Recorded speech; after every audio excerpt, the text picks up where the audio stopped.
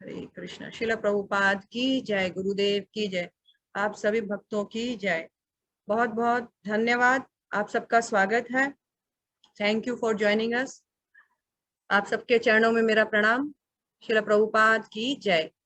तो कल हमने देखा, आप लोगों को याद है कल हमने कहाँ छोड़ा था?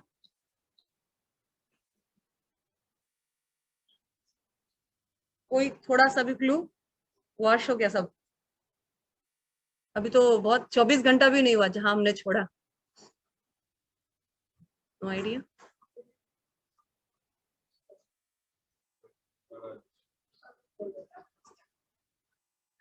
विदुर के बारे में जानना चाह रहे थे, विदुर और मैत्रेय के बीच में क्या बात हुई थी वो बताइए, है ना? तो हमने कल विदुर के बारे में बताया था, थोड़ा सा बताया था, हालांकि बहुत कुछ बताना बाकी है। पर कल विदुर के बारे में थोड़ा सा बताया था कि कितने एलिवेटेड डिवोटी थे, एक्सल्टेड डिवोटी थे विदुर जी, कि उनके घर भगवान गए थे और जैसा भेंट दिया गया वैसा ही स्वीकार कर लिया। क्यों? क्योंकि बहुत प्रेम पूर्वक दिया गया था ना। वो बोलते हैं भगवान 56 भोग के भूखे नहीं है, लेकिन प्रेम के भूखे हैं, और विदुरानी के हाथ से खाया। ये विदुर जी हैं कौन? थोड़ा सा हम लोग इनके बारे में जानेंगे तो विदुर क्यों इंपॉर्टेंट है, उनकी बात सुनना, तब हमको और आइडिया होगा। तो ये विदुर जी जो है, ये विदुर होने से पहले यमराज पोस्ट में थे। यमराज जी ही साक्षात विदुर के रूप में यहाँ पर इस धरती पे कृष्ण लीला में पार्ट लेने के लिए आए थे। तो विदुर जी जो है यमराज थे। और यमराज कैसे विदुर के रूप में यहाँ आए? तो कहा जाता है कि एक बार मांडुक ऋषि जो है, उन्होंने विदुर जी को श्राप दिया था कि तुम धरती पे शूद्र पुत्र के रूप में आकर जन्म लोगे। तो यमराज को श्राप, वो भी मांडुक मुनि ने क्यों दिया? तो कहा जाता है यमराज जी का काम क्या है? कोई पाप पुण्य का जो लेखा जोखा है उसको देखना, और उसके अनुसार वो गलतियां जो उनकी होती है तो उसको अवार्ड देते हैं या पनिशमेंट करते हैं। अगर अच्छा है तो अवार्ड मिलेगा, नहीं तो पनिशमेंट मिलेगा। तो ये मंडूक मुनि क्या थे, इनको एक बार बहुत सूली पर चढ़ाने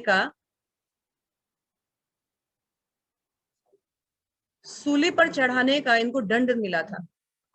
तो ये दंड तो धरती पे मिला, लेकिन उनको समझ में नहीं आया कि मैंने ऐसा क्या किया, क्यों मुझे ऐसा दंड दिया गया। मैं तो कभी अत्याचार नहीं करता हूँ किसी पर।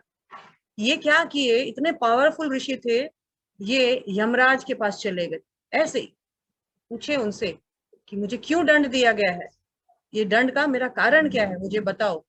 तो यमराज ने उनको बताया कि तुम जब छोटे थे तब तुमने ये अपराध किया था, एक गलती की थी, उसके एवेज में उसके तुमको ये सजा मिल रही है।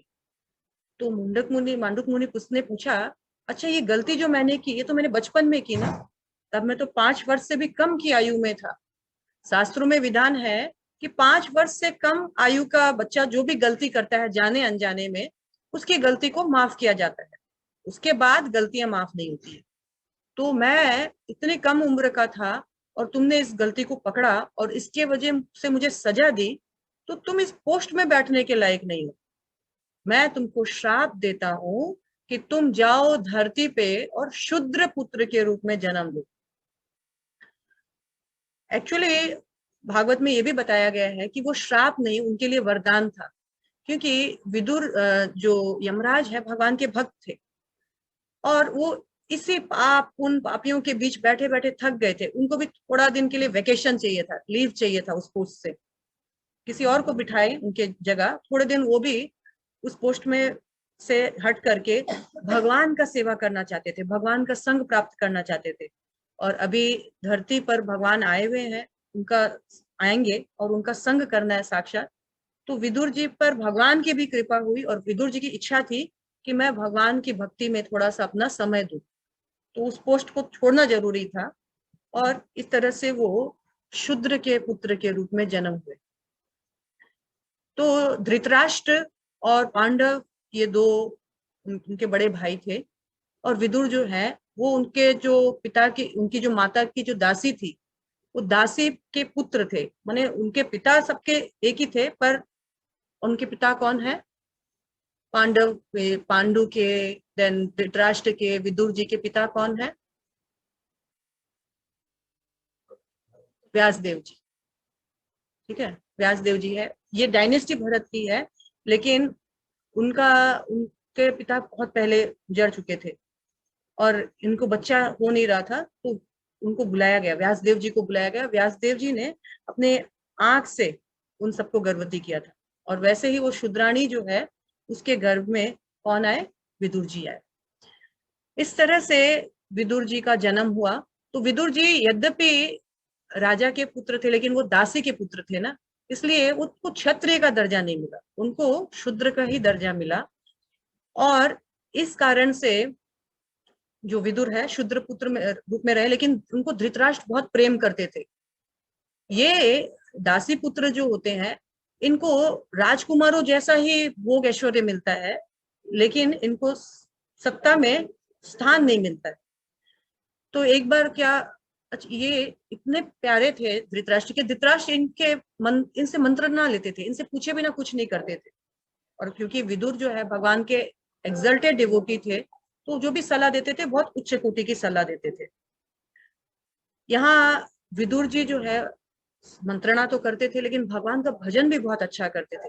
और भगवान भी विदुर जी को इतना प्रेम करते थे, भागवत में बताया गया है कि भगवान कभी थक जाते थे ना हस्तिनापुर में घूमते घूमते, तो विदुर के घर बिना इनविटेशन के चले जाते, और विदुर के घर जाकर उनके विदुर जी के जो बेड है उस पर सो जाते, और विदुर जी का गोद पे अपना सर रख के भगवान रेस्ट करते, मतलब उनका गोद को तकिया बनाते और रेस्ट करते।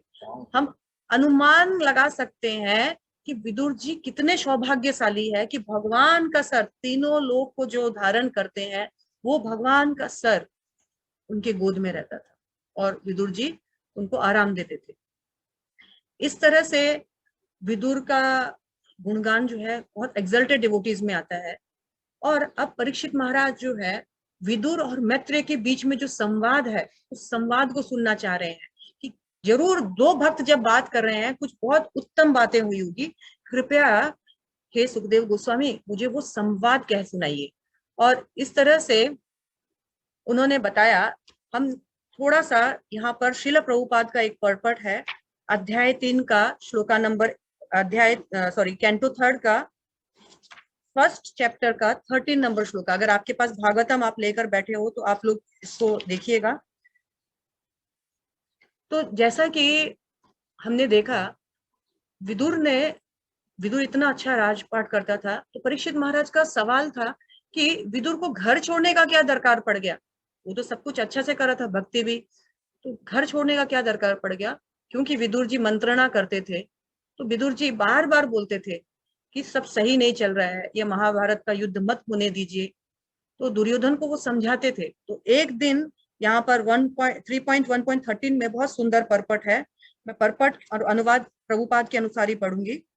एक दिन विदुर जी धृतराष्ट्र को समझा रहे हैं, तुम साक्षात अपराध रूपी दुर्योधन का पालन पोषण अपने अच्युत पुत्र के रूप में कर रहे हो, किंतु वह भगवान कृष्ण से ईर्ष्या करता है। दुर्योधन भगवान कृष्ण से हमेशा ईर्ष्या करता था, क्योंकि तुम इस तरह से कृष्ण के अभक्त का पालन कर रहे हो। वो पुत्र भक्त नहीं था ना, अभक्त था।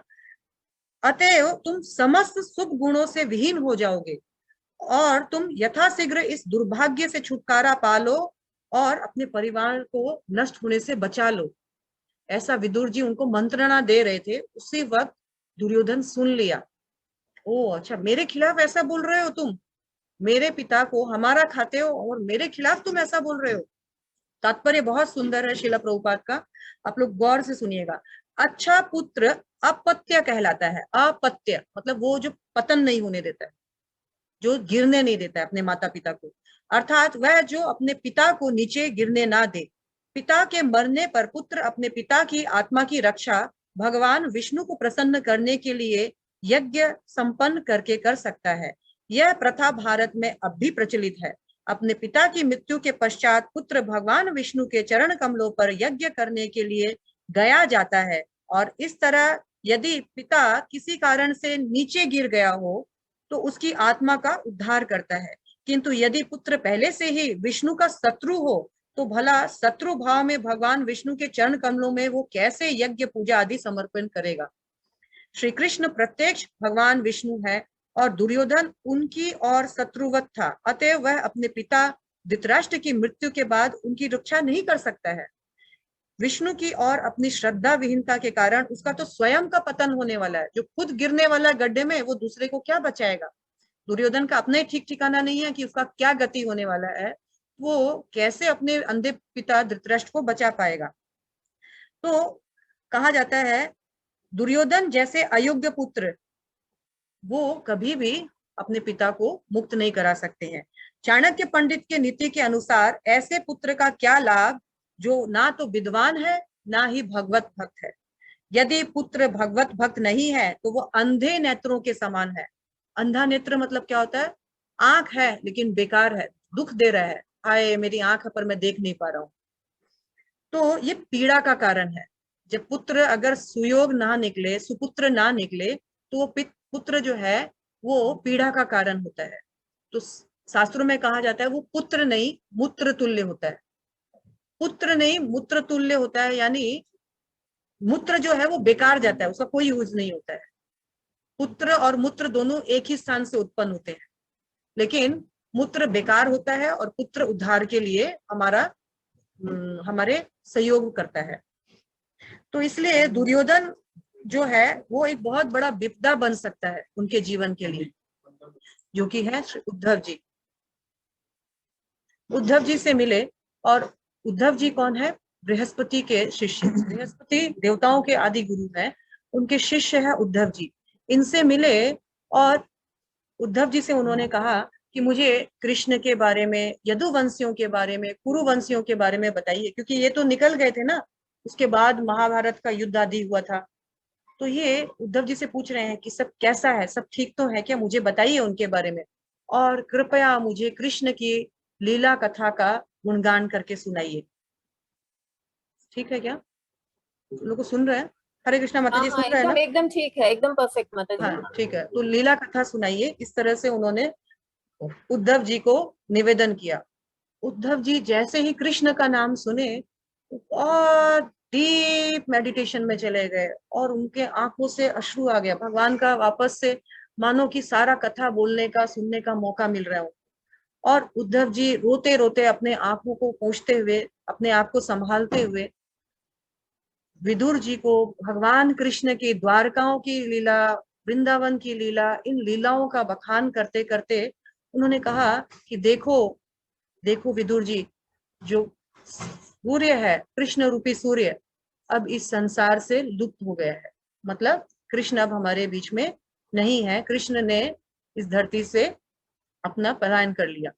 और हमारा जो घर है, आपका जो घर है, यानी आपके जो वंशज है, वो सब भी यहाँ से आगे गमन हो गए, मतलब परलोक को चले गए। मतलब अब कुछ नहीं बचा, आप जैसा छोड़ के आए थे वैसा कुछ भी नहीं है। सब यहाँ से चले गए, पांडव भी चले गए, कृष्ण भी चले गए, यदुवंशी भी चले गए, अब यहाँ कोई नहीं है। और इस तरह से उन्होंने कहा कि जाते जाते भगवान ने जो है मुझे अपना ज्ञान दिया, भगवान ने दिव्य ज्ञान प्रस्तुत किया, और उस ज्ञान के कारण अब मैं, भगवान ने मुझे कहा कि तुम बद्रिका आश्रम जाओ, और वहां पर उपस्थित जितने ऋषि मुनि हैं जो मेरे वियोग से दुखी रहेंगे, उन सभी ऋषि मुनियों को तुम शोक संताप से उभारो, और उनको मेरे ज्ञान से, मेरे ज्ञान भगवत ज्ञान से उनको प्रफुल्लित करो, वापस उनके जीवन में लाइफ प्रदान करो। इस तरह से मैं कहाँ जा रहा हूँ, बद्रिका आश्रम जा रहा हूँ। तो इन्होंने कहा आप बद्रिका आश्रम जा रहे हो, कृपया मुझे भगवान ने जो जो आपको बताया, जो जो ब्रह्मा जी को बताया, वो सब मुझे भी बताइए ना। तो उन्होंने कहा कि हाँ, मैं अवश्य बताऊंगा, लेकिन यहाँ पास ही मैत्रेय मुनि है। मैत्रेय मुनि मेरे साथ उस वक्त उपस्थित थे जब भगवान ने मुझे ज्ञान दिया था, जाने के समय, अंत समय में जो है मुझे ज्ञान दिया था। तो तुम एक काम, कृपया आप एक काम कीजिए हे विदुर जी, क्योंकि आप मुझसे उम्र में बड़े हैं, मैं आपको अपना शिष्य नहीं बना सकता, और विदुर जी आपकी उम्र के ही हैं, आप विदुर जी से ज्ञान लीजिए। तो बोले कुछ तो बताइए भगवान के बारे में। उन्होंने बताया कि हाँ, भगवान ने मुझे अंत समय में जाते जाते कहा कि ओ वसु, एक्चुअली उद्धव जी जो है 8 वसुओं में से एक वसु के अंश है। तो कहा ओ वसु, मुझे मुझे पता है कि तुम्हारी एक समय बहुत इच्छा हुई थी कि तुम मुझे मेरा संग कर सको, मुझे प्राप्त कर सको। ये तुमने बहुत तीव्र इच्छा की थी और उस तीव्र इच्छा के कारण तुमने मेरी बहुत अच्छे से पूजा की थी। तो इस कारण से तुम्हें उद्धव के रूप में मेरा संग लेने का मौका मिला। अब तुम जब यहाँ आ गए हो, एक्चुअली भगवान ने उद्धव को कहा था कि सब कोई चले जाएंगे यहाँ से, उद्धव तुमको द्वारिका रहना है और तुमको बद्रिका आश्रम जाकर सभी ऋषि मुनियों को शोक संताप से उभारना है। तो उद्धव जो है माने नहीं और भगवान के पीछे पीछे प्रवास क्षेत्र चले गए। तब जब भगवान ने उनको देखा तो भगवान ने उनको उद्धव गीता कह सुनाई और उद्धव गीता में भगवान ने बहुत सुंदर वर्णन दिया जो कि 11वें स्कंद में है। हम धीरे धीरे जैसे पहुंचेंगे उद्धव गीता को भी सुनेंगे। और भगवान ने कहा कि मैं तुमको सर्वश्रेष्ठ वरदान दूंगा क्योंकि तुम मेरे परम प्रिय हो। और बचपन से जब उद्धव जी 5 वर्ष के थे तभी से भगवान की सेवा करते थे और भगवान का उत्तरन इस्तेमाल करते थे, भगवान का छोड़ा हुआ वस्त्र, भगवान की छोड़ी हुई माला, भगवान का छोड़ा हुआ भोजन वही खाते थे। भगवान के दास रूप में भगवान की सेवा करते थे। उन्होंने भगवान ने उद्धव को कहा ये जीवन तुम्हारा अंतिम जीवन होगा, इसके बाद तुम वैकुंठ में मेरे साथ रहोगे और तुमको मैं एक महान ज्ञान दूंगा जो कि हमने अभी बताया उद्धव गीता के रूप में। और इस तरह से भगवान ने कहा कि इस ज्ञान के साथ तुम इस जगत में सबको प्रचार करो, प्रसार करो और सभी जीवों, बद्ध जीवों का उद्धार करो। इस तरह भगवान चले गए और उद्धव जी भी जो है वो बद्रिका के लिए चले गए। तो अभी उन्होंने कहा कि हे विदुर जी, आप मैत्री मुनि से शिक्षा लीजिए, मैं आपको अपना शिष्य नहीं बना पाऊंगा क्योंकि ये नियम नहीं है। जब कोई ऐसा है कि जब कोई ऑलरेडी सीनियर या वरिष्ठ होता है तो जूनियर जो है वो ज्ञान दे शोभा नहीं देता है। तो ऑलरेडी मैत्री मुनि उस समय मेरे साथ उपस्थित थे जब भगवान मुझे ज्ञान दे रहे थे। तो मैं ज्ञान दूं या मैत्री मुनि ज्ञान दे, एक ही बात है। बेटर है आप मैत्री मुनि से ज्ञान लीजिए। तो इस तरह से उनको, विदुर जी को भी मैत्री मुनि के पास भेज दिया। लेकिन परीक्षित महाराज को एक डाउट हुआ, अरे सारे यदुवंशी सब कोई चले गए तो ये उद्धव ही क्यों जिंदा रहा, उद्धव ही क्यों रहे, उद्धव ही कैसे इस धरती में टिक गए।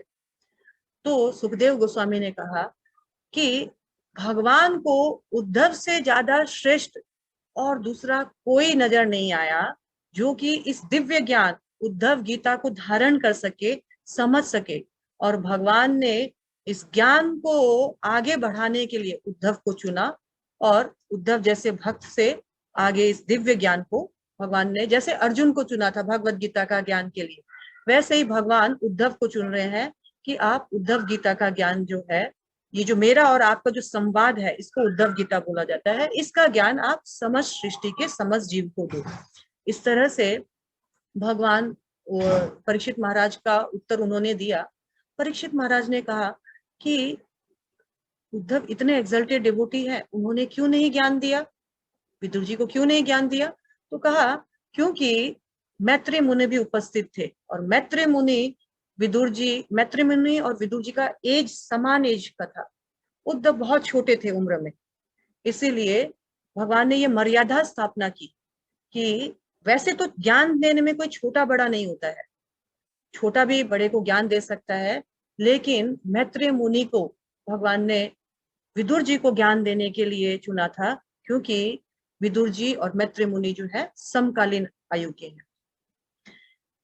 इधर मैत्री मुनि के पास ये पहुंच गए और मैत्री मुनि के पास पहुंच करके इन्होंने मैत्री मुनि से पूछा, विदुर जी ने पूछा कि बताइए कि लोग क्यों तकलीफ पा रहे हैं, मैं जानना चाहता हूं कि लोग इतना प्रयास करते हैं सुखी होने का, क्यों सुखी नहीं हो पाते हैं। तो मैत्री मुनि ने कहा क्योंकि लोग, जीव अपनी स्वाभाविक स्थिति को, ओरिजिनल पोजीशन को भूल जाते हैं और शरीर के साथ संबंध करने के कारण लोग तकलीफ पाते हैं। जैसे यहाँ उन्होंने एग्जाम्पल दिया, उन्होंने दिए एक्चुअल एग्जाम्पल, समझना है इस बात को तो हम एक एग्जाम्पल ले सकते हैं। एक हिरण होता है, वो उसके हिरण के गर्भ में होता है कस्तूरी। कस्तूरी आप लोग जानते हैं ना, मस्क डियर जिसको बोलते हैं। तो मस्क डियर का क्या होता है, उसके गर्भ में कस्तूरी नाम का एक सेंट होता है, ठीक है। और वो इतना सेंटेड होता है, अभी अगर हम लोग बाजार में जाए ना, अगर मस्क सेंट, मस्क परफ्यूम अगर ले तो बहुत एक्सपेंसिव परफ्यूम होता है वो। तो वो जो परफ्यूम होता है इतना सुगंधित होता है कि अट्रैक्ट करता है। और उस हिरण के तो अपने शरीर में ही है वो, उस हिरण को इतना अट्रैक्ट करता है कि वो जंगल में ढूंढता है ये खुशबू कहाँ से आ रही है, खुशबू कहाँ से आ रही है, ढूंढते ढूंढते वो बहुत दौड़ भाग लगाता है। और जो उसका जो कस्तूरी है, उसके शरीर से भागने के कारण, दौड़ने के कारण वो निकल जाता है, अलग हो जाता है। और थोड़ी देर बाद में सोचता है अरे कोई सेंट नहीं है, शायद मेरा भ्रम था, शायद सेंट नहीं था, मेरा भ्रम था। और वो हताश होकर बैठ जाता है। ये ये जो मस्क डियर है ये और कोई नहीं, हम ही है। ये हिरण हमारी ही कहानी है। हम लोग अपने ही, हमारे पास, हमारे हृदय में सुख और शांति है, लेकिन हम लोग उसको समझ नहीं पाते हैं और सोचते हैं ये सुख और शांति कहाँ मिलेगा, दुनिया में। खूब घूमेंगे तब सुख शांति मिलेगा, खूब पैसा कमाएंगे तब सुख शांति मिलेगा, खूब चीजें खरीदेंगे, बाजार करेंगे तब सुख शांति मिलेगा। और सुख शांति ढूंढने के लिए नाना प्रकार का प्रयास करते हैं, जैसे वो हिरण प्रयास कर रहा है। लेकिन उस हिरण को ये मालूम नहीं है कि ये सेंट तो मेरे अपने शरीर में है। वैसे ही हमको भी ये मालूम नहीं है कि ये जो सुख संतुष्टि मेरे अपने अंदर है। वो कहाँ ढूंढते हैं हम, चीजों में, वस्तुओं में, रुपए में, पैसे में, जो जो नश्वर है उन चीजों में ढूंढते हैं। और पूरा जीवन भर कठोर परिश्रम करने के बाद हम हताश हो जाते हैं, अरे मैं जिसके पीछे भाग रहा था, सुख नाम का कोई चीज नहीं है, पूरा जीवन देख लिया, सुख कहीं नहीं है। लेकिन ऐसा नहीं है, हमको खोजना नहीं आता है, इसलिए हम दुखी रहते हैं। उस मृग को बताने वाला कोई नहीं है कि ये सेंट कहाँ से है, पर आप और मुझे बताने वाले संत, साधु, महात्मा, भगवान और ये शास्त्र है, इनको यदि हम फॉलो करेंगे, इनसे अगर हम सुनेंगे, तो हमको पता चलेगा कि वास्तविक सुख जिसकी तलाश में हम जीवन में बहुत कठोर परिश्रम करते हैं, वो हमारे अपने हृदय में है। अरे एक मिनट,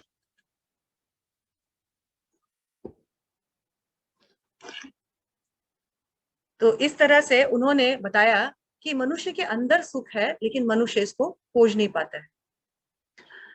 आगे हम देखते हैं कि उन्होंने प्रश्न किया, परीक्षित महाराज ने प्रश्न किया, कृपया मुझे भगवान के पुरुष अवतार के बारे में, लीला अवतार आदि के बारे में मुझे बताइए, और आपने किस तरह से भगवान ने सृष्टि की, आपने क्या क्या सुना भगवान से, वो जो मैं पूछ रहा हूँ आपको और जो मैं नहीं पूछ पा रहा हूँ वो सब मुझे बताइए। मैंने सुना है, परीक्षित महाराज सुखदेव गोस्वामी को कहते हैं, मैंने सुना है कि भगवान भक्तों पर छतरी के समान है। भक्तों के लिए भगवान छतरी के समान है। छतरी मतलब क्या होता है, जब बरसात आती है तो छतरी का काम क्या होता है, मनुष्य को भीगने नहीं देता है।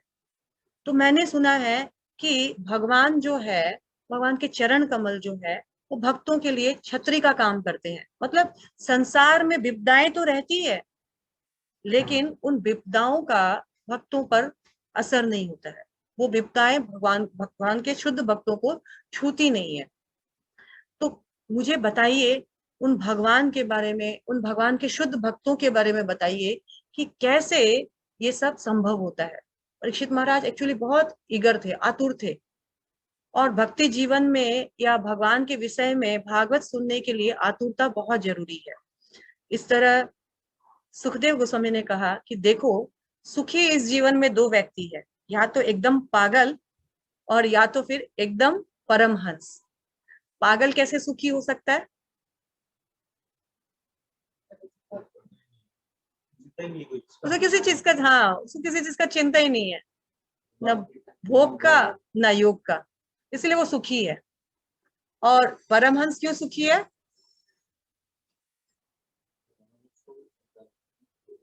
परमहंस को भी चिंता नहीं है, क्योंकि उनको मालूम है कृष्ण सदैव उनकी रक्षा करेंगे। उनका भक्तों का सिर्फ एक ही काम है, क्या? कैसे भगवान को संतुष्ट किया जाए, तो उनको भी चिंता नहीं है। तो बीच वाले जो है ना, वो हमेशा चिंता में मरते हैं। बीच वाले कौन है? हम जैसे जीव, जिनके जीवन में माइनस भगवान रहते हैं। हम लोग हमेशा टेंशन में रहते हैं, हम लोग को चिंता रहता है, क्योंकि हम लोग को किस चीज का डर रहता है? मैं जो कमा लिया, जो मैंने अर्जित किया, वो खो नहीं जाए, और कैसे इसका दो का चार करूं। ठीक है, तो मूर्खों को और परमहंसों को चिंता नहीं है, या तो एकदम मूर्ख ही बने रहिए या तो परमहंस बन जाइए। बीच वाली पोजीशन बहुत गड़बड़ है। और इस तरह से परीक्षित महाराज ने के जो प्रश्न है उनका उत्तर देते हुए सुखदेव गोस्वामी वो बता रहे हैं कि किस तरह से ब्रह्मा जी ने अपनी परछाई से, जब ब्रह्मा जी ने सृष्टि की, कल हमने देखा था इसलिए हम आज रिपीट नहीं करेंगे, कि किस तरह से भगवान महाविष्णु से गर्भोदक्षय विष्णु के रूप में आए, फिर गर्भोदक्षय विष्णु से किस तरह से ब्रह्मा जी उत्पन्न हुए उनके कमल नाभ से, इसलिए हम आज रिपीट नहीं करेंगे। और जब ब्रह्मा जी उत्पन्न हुए थे तो भगवान ने कहा था कि अब तुम उप सृष्टि करो, सब क्रिएशन करो, याद है ना थोड़ा बहुत? तो जब सब क्रिएशन करने का बारी आया तो सबसे पहले ब्रह्मा जी ने सब क्रिएशन में अपनी परछाई से 5 प्रकार की अविद्या उत्पन्न की। क्यों अविद्या पहले पहले उत्पन्न की? सबसे पहले अच्छा चीज उत्पन्न नहीं करके, अविद्या मतलब जानते हैं ना, इग्नोरेंस। क्यों पहले पहले इग्नोरेंस क्रिएट किया ब्रह्मा जी ने? अच्छा चीज नहीं क्रिएट करके पहले खराब चीज क्यों क्रिएट किया? क्योंकि यदि अविद्या क्रिएट नहीं करते, बताइए,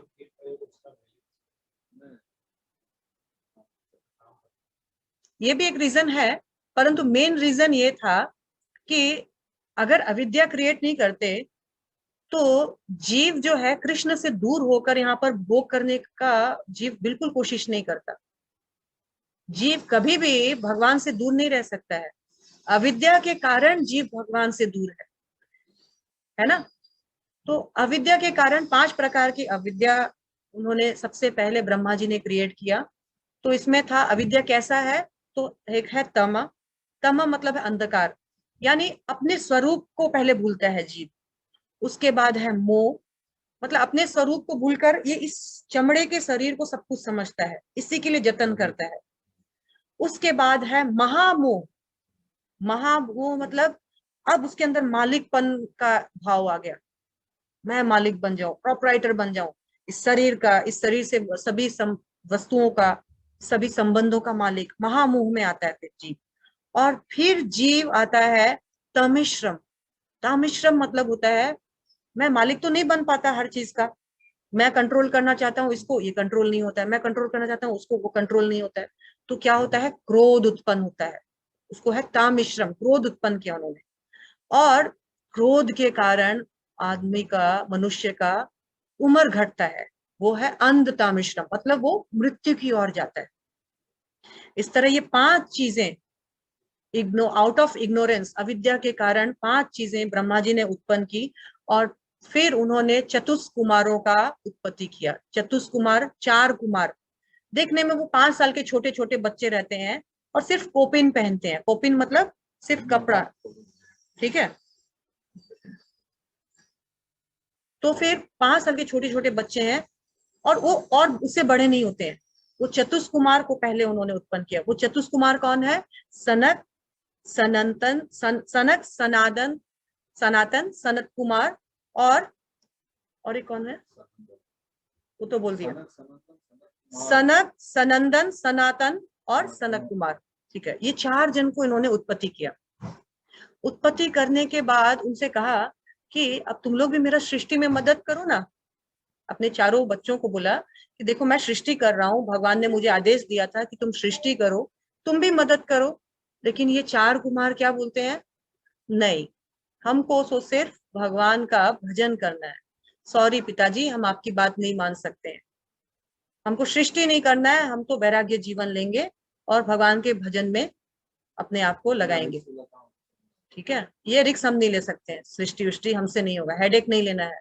पहले बीबी, फिर बीबी के पीछे बच्चा। तो क्या होता है, एक एक स्टोरी याद आई, पर हमारे पास टाइम इतना लिमिटेड है कि आदमी एक चीज के पीछे कितना फैलता है। देखिए, एक बार एक शिष्य था, उसको गुरु ने गीता प्रदान की, जाओ और तुम गीता पढ़ो, गीता पढ़ोगे तो तुम्हारा जीवन मंगलमय होगा। उस शिष्य ने कहा कि ठीक है, गीता कहाँ पढ़ू गुरुजी? तो थोड़ा एकांत स्थान में जाके पढ़ो, जहां पर तुम्हारा कंसंट्रेशन अच्छा हो। तो वो एक एकांत स्थान में एक पेड़ चुनता है और वहां गीता पढ़ता है, वहीं सोता है, वहीं रहता है, वहीं सोता है। तो उस पेड़ के नीचे एक चूहा था। अब कभी कभी क्या है, वो जब गीता ऐसे छोड़कर नहाने वाने जाता, थोड़ा इधर उधर जाता, वो चूहा जो है गीता कतर देता।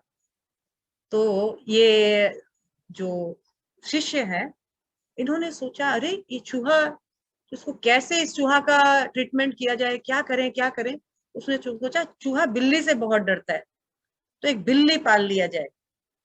तो बिल्ली पाल लिया, बिल्ली चूहा का समस्या तो सॉल्व कर दी।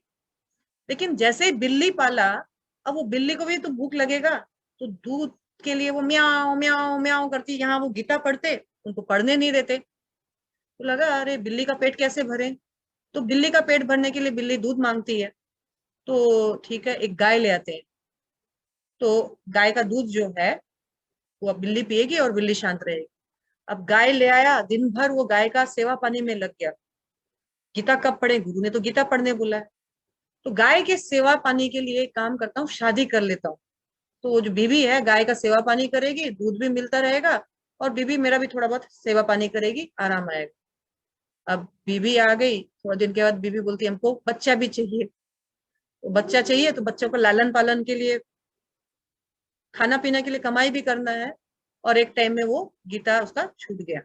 थोड़े दिन के बाद उनके गुरु आए और बोले कि और क्या खबर है, कितना अध्याय चल रहा है, खत्म हो गया गीता? तो बोला गुरुजी, गीता तो नहीं, पर गीता का संसार उत्पन्न हो गया। गीतार संसार, प्रभुपाद बोलते हैं गीतार संसार। तो कैसे? तो बोले ऐसा हुआ था कि पूरा स्टोरी बताया। चूहा को चूहा को देखने के लिए बिल्ली, बिल्ली को देखने के लिए गाय, गाय को देखने के लिए बीवी, बीवी को बच्चे चाहिए, बच्चे का भरण पोषण के लिए बिजनेस। तो मेरा गीता छूट गया। ये है रिस्क संसार का, कि संसार में जब हम लोग बहुत सारा अपना जरूरत बढ़ा लेते हैं, तो उस जरूरत को पूरा करने के लिए और जरूरत बढ़ाना होता है, और भगवान को वो हम भूलते रहते हैं, और जरूरत के पीछे हम लोगों को समय बर्बाद करना होता है। इस तरह उन्होंने बोला, नहीं, चतुष कुमार ने बोला नहीं, हमको शादी नहीं करनी है, हमको कंवारा ही रहना है। अच्छा ठीक है, कोई बात नहीं है। उन्होंने फिर अपने मन से नारद जी को उत्पन्न किया। नारद जी को बोला अब तुम लगो, भगवान के भजन, भगवान का जो ऑर्डर है उसमें लगो, और तुम अब पॉपुलेशन बढ़ाओ थोड़ा। नारद बोलते नहीं, सॉरी, ये काम मुझसे नहीं होगा, और नारायण नारायण करते करते बीना बजाते हुए वो भी निकल पड़े। ब्रह्मा जी को बहुत क्रोध आया, अरे मेरे बच्चे लोग ओबीडियंट नहीं है, मेरे को कोई हेल्प नहीं करना चाह रहा है। तो ब्रह्मा जी को बहुत क्रोध आया, और ब्रह्मा जी के क्रोध से रुद्र का उत्पत्ति हुआ। और ये रुद्र जो है, भिकोटी, क्रोध जो है, यहाँ से रुद्र का उत्पत्ति हुआ। और एकदम रुद्र का रंग क्या था, एकदम नीला, डार्क ब्लू। और रुद्र उनका नाम क्यों पड़ा? क्योंकि वो रोते रोते उत्पन्न हुए थे। बहुत ज्यादा जब वो रो रहे थे तो बहुत ज्यादा आवाज, गर्जना हो रही थी, इसलिए उनका नाम रुद्र पड़ गया।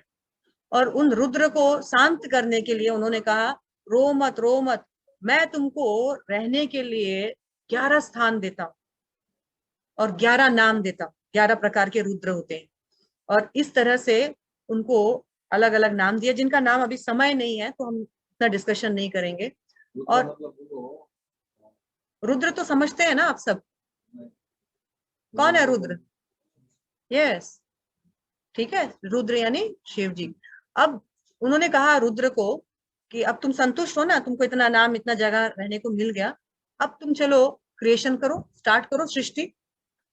तो रुद्र ने सृष्टि की। तो रुद्र के पास इतना ज्ञान नहीं था। भूत पिशाच, ये जो कल निगेटिव एनर्जीज जो है, उसकी सृष्टि होने लग गई, और ये सब क्या करने लगे, उपद्रव मचाने लग गए सोसाइटी में, तोड़ फोड़ गंदा काम करने लग गए। तो ब्रह्मा जी ने कहा स्टॉप इट, नहीं चाहिए, ऐसा सृष्टि नहीं चाहिए, विध्वंसकारी सृष्टि नहीं चाहिए, तुम रहने दो। तो तुम अभी हम क्या करें पिताजी? रुद्र पूछते हैं अब हम क्या करें, अगर सृष्टि नहीं करना, तुम जाओ हिमालय में तपस्या करो, भगवान को संतुष्ट करो। तो अच्छा ठीक है पिताजी, बोला जब जरूरत होगा हम तुमको बुला लेगा। तो बोला अच्छा ठीक है। अब उनके शरीर से अन्य और बहुत सारे ऋषिगण आदि उत्पन्न हुए, लेकिन ब्रह्मा जी का कार्य अभी तक संपन्न नहीं हो रहा है। उनको तो सृष्टि को बढ़ाना है जल्द से जल्द। तो क्या किया, ब्रह्मा जी के शरीर से दो, एक तरफ से एक स्त्री और एक तरफ से एक पुरुष उत्पन्न हुए। जो पुरुष था वो मनु था, आगे चलकर उनका नाम स्वयंभू मनु पड़ा। और जो स्त्री है वो है Shatarupa. First male and female बोलते हैं। कौन है, क्या नाम है इनका? नाम याद रखना बहुत जरूरी है, बहुत लंबा चलेगा इनका। क्या नाम है? स्वयंभू मनु और शत्रुपा। और इन दोनों को, और इन लोग दोनों बहुत आज्ञाकारी थे। इन दोनों के 2 पुत्र और 3 पुत्रियां उत्पन्न हुई, और इन लोग सारा बाद में वंश को आगे बढ़ाने में मदद किए। तो इन्होंने, इनके पुत्र तो है, आप लोग इसका भी आगे मिलेगा ही, फिर भी हम बता देते हैं। प्रियव्रत और उतानपाद उनके 2 बेटे हैं, और उनकी पुत्री का नाम है आकुति, देवहूति और प्रसूति। और ये लोग, ये इनकी जो 3 पुत्रियां हैं, यही वो जो ऋषि मुनि है जिनको ब्रह्मा जी ने उत्पन्न किया था। 10 ऋषि मुनि को उत्पन्न किया था पहले। उन 10 ऋषि मुनियों के ये एक एक करके सबके साथ उनका विवाह हुआ, और उनके बाद आगे, और जैसे जिसको हम लोग बोलते हैं गोत्र, हम सबका अपना अपना एक गोत्र होता है ना। एक्चुअली हम सब ऋषि मुनियों की ही संतान है। तो कौन से ऋषि मुनि की संतान कौन है, उससे गोत्र स्टार्ट होता है। जैसे आप लोग अगर गर्ग है तो आप गर्ग मुनि के संतान से, ठीक है। कोई काश्यप होता है किसी का गोत्र, तो वो काश्यप मुनि के संतान। एक्चुअली हम सब का original for father, father for father, ऐसे करते करते अगर हम लोग अगर निकालें तो हमारे परम पिता ब्रह्मा जी हैं, और परम पिता के भी परम पिता कृष्ण है, और हम सब इस ऋषि मुनियों की ही संतान है। उनका ही गोत्र से हम आगे काम चला रहे हैं। तो इस तरह से आकुति, देवहूति और प्रसूति, इन सब से आगे पूरा पूरा पॉपुलेशन जो है, हम देखेंगे भागवतम में इनका भर्ती है, इनसे ही पॉपुलेशन हुआ। और इस तरह विदुर जी जो है आगे मैत्री मुनि से पूछते हैं, अच्छा ये मनु और शत्रुपा इन्होंने कैसे सृष्टि की, मुझे बताइए अब आगे। ब्रह्मा जी ने इनको क्रिएट किया, तो इन्होंने कैसे सृष्टि में मदद की? तो उन्होंने कहा कि देखिए, जब ये उत्पन्न हुए तो बड़े विनम्रता से पूछे, ताजी मैं आपकी मदद कैसे कर सकता हूँ? किसने पूछा? मनु और शत्रुपा ने। कैसे मैं मदद कर सकता हूँ? तो ब्रह्मा जी ने कहा कि देखो, तुमको 3 मैं इंस्ट्रक्शंस देता हूँ, 3 उपदेश देता हूँ कि तुम अपने जैसे उन्नत संतान पैदा करो, और धर्म के साथ, पूरे धर्म के पालन के साथ पृथ्वी पर राज्य करो, और सदैव भगवान हरि को अपने राज्य में, अपनी पूजा में, अपने मन में, अपने कार्य में शामिल रखना, उनकी उपासना करना, हरि की उपासना करना। 3 इंस्ट्रक्शन। क्या इंस्ट्रक्शन है? 3 इंस्ट्रक्शन। खाना खाना, बच्चों, अच्छा मतलब संतान सृष्टि करो, अपने जैसा उन्नत संतान। दूसरा सुजल, वो तो तीसरा था। दूसरा, धर्म की स्थापना के अनुसार राज्य कर, पृथ्वी पर, पूरे पृथ्वी के राजा बनना तुम, और धर्म को पालन करते हुए राजपाट करना। और तीसरा था कि भगवान विष्णु को अपने हर कार्य में शामिल रखना, चाहे वो स्मरण हो, चाहे वो वंदन हो, चाहे वो पूजा हो, चाहे वो यज्ञ हो, सब में रखना। इस तरह से भगवान तुमसे प्रसन्न होंगे, और तुमको बाद में यहाँ भगवान उचित वरदान से तुमको लाभान्वित करेंगे। और मनु ने कहा ठीक है पिताजी, मैं आपकी आज्ञा का पालन करता हूँ, लेकिन आप बोल रहे हो ना पृथ्वी पर शासन करो, पृथ्वी की पॉपुलेशन बढ़ाओ। पिताजी ये पृथ्वी कहाँ है? मुझे तो दिख नहीं रही है पृथ्वी। तो ब्रह्मा जी ने कहा ओ पृथ्वी, अच्छा पृथ्वी तो अभी तक, तब तो सृष्टि स्टार्ट हुई थी ना, तो पृथ्वी कहाँ है, ढूंढा जा रहा है। ओ पृथ्वी तो अभी पाताल लोक के एकदम निम्न तो नीचे है, उस पृथ्वी को तो ऊपर लाना पड़ेगा ना। तो ऊपर लाने के लिए क्या करना पड़ेगा? ब्रह्मा जी अभी सोच ही रहे हैं कि क्या करूं, कैसे होगा, ये इतना मुश्किल काम है, कैसे करूं। उतने में ही ब्रह्मा जी के नाक से, ये जो नाक है ना, नाक के छेद से एक छोटा सा बोर, बोर को हिंदी में क्या बोलेंगे? सुअर, सुअर जो था सुकर, सुकर, बोर इनकारनेशन हुआ सुकर, समझ गए आप? नाक से, ब्रह्मा जी के नाक से एक छोटा सा थंब साइज का सुकर उत्पन्न हुआ। और जैसे ही वो उत्पन्न हुआ, देखते ही देखते तीनों लोक में विशाल हो गया सुकर अवतार। बहुत इंटरेस्टिंग कथा है, सुनिएगा। तीनों लोक में एकदम बड़ा फैल गए और बहुत जोर से ऐसे सुकर जैसे ना गर्जना कर रहे हैं बहुत जोर से। और उन्होंने जैसे ही वो उत्पन्न हुए गर्जना की, और वो तुरंत फिर एकदम नीचे चले गए। कहाँ चले गए? पाताल में। सुकर अवतार क्यों लेना पड़ा भगवान को? क्योंकि सुकर के पास सूंघने की बहुत अच्छी कैपेसिटी होती है, कीचड़ में नीचे से दलदल में भी सूंघ सकता है। भगवान ने सुकर अवतार लिया और एकदम नीचे पाताल लोक में जा करके पृथ्वी को सूंघा। पृथ्वी कौन है? पृथ्वी भगवान की अर्धांगिनी है। और ये जो जिस सुकर रूप की हम बात कर रहे हैं, उस सुकर भगवान विष्णु के अलावा और कोई नहीं है। तो अपनी पृथ्वी की, अपनी पत्नी की रक्षा करना हर पति का हर स्थान पे धर्म होता है।